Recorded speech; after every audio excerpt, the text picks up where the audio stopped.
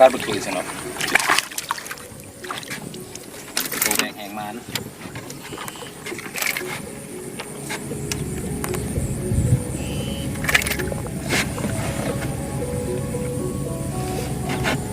เต็มปากตลอดบีหา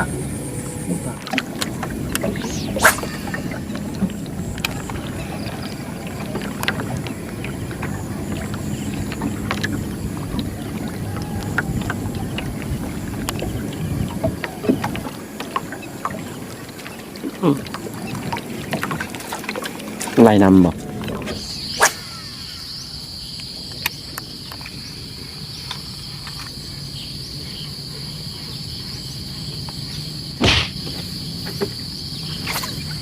โอ้เนี่ยทุกคนมัน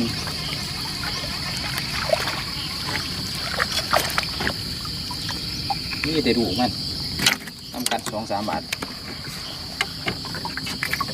โอ้ซ้ำนี่ถึง2 ขวมันเป็นน้ำส่วงกับน้องเนาะป่ามันจะมาลักกินลูกป่าอยู่เนาะตีเขาไปนี่ตัวนี้เนาะ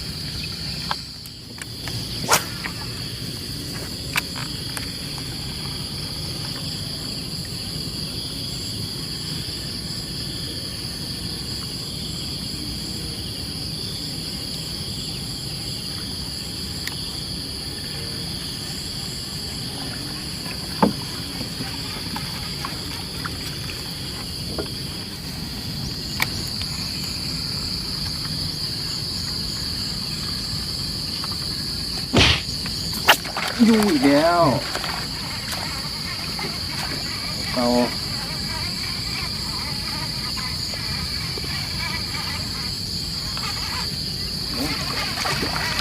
นี่แกดูมันน้ำกัดอยู่2 เถื่อบีหาคือเก่าเกือบลึกติดคอเดียว